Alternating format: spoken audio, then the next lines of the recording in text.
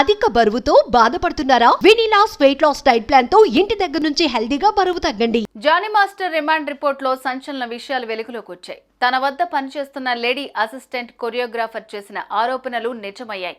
ఇదివరకే సదరు యువతి పోలీసులకు ఫిర్యాదు చేసింది. తనను జానీ మాస్టర్ అత్యాచారం చేశాడని, పలుమార్లు కొట్టాడని, బెదిరించాడని, అంతేకాకుండా మతం మార్చుకుని పెళ్లి చేసుకోవాలని ఒత్తిడి కూడా చేశాడని పేర్కొంది. ఈ విషయాలన్నిటిపై పోలీసులు కేసు నమోదు చేసుకుని విచారణ చేపట్టారు.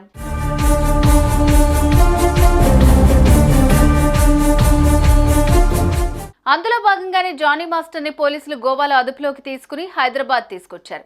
హైదరాబాద్ కోర్టులో ప్రొడ్యూస్ చేయగా హైదరాబాద్ కోర్టు ఆయనకు 14 రోజుల రిమాండ్ విధించింది. ఇక తాజాగా జానీ మాస్టర్ రిమాండ్ రిపోర్ట్ వెలుగులోకి వచ్చింది.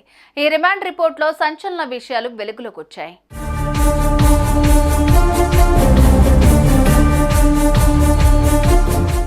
దురుద్దేశంతోనే బాధితురాల్ని జానీ మాస్టర్ అసిస్టెంట్ గా చేర్చుకున్నారని, 2019లోనే బాధితురాలతో జానీ మాస్టర్ కు పరిచయం ఏర్పడిందని పేర్కొన్నారు. షూటింగ్ కోసం 2020లో ముంబై వెళ్లగా అక్కడ ఆమెపై లైంగిక దాడి చేశాడని తేలింది. అప్పుడు ఆమె వయస్సు కేవలం 16 ఏళ్లు మాత్రమే ఉన్నట్లుగా కూడా రిమాండ్ రిపోర్ట్ లో పేర్కొన్నారు. అలా 4 ఏళ్లలో బాధితురాలపై ఎన్నోసార్లు లైంగిక దాడి జరిగినట్లుగా ఉంది.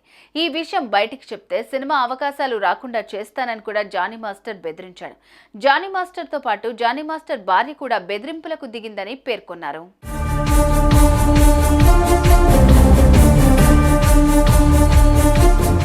ఏమాత్రం భయపడకుండా తాను చేసిన తప్పును ఒప్పుకున్నారు జానీ మాస్టర్. ఇప్పుడు ఇదే కీలకంగా మారింది.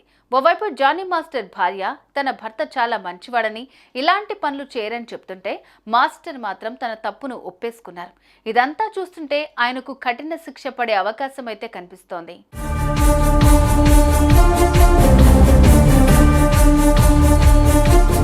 బాధితురాలపై మొదటిసారి లైంగిక దాడి చేసినప్పుడు ఆమె వయస్సు 16 ఏళ్లు, అంటే మైనర్.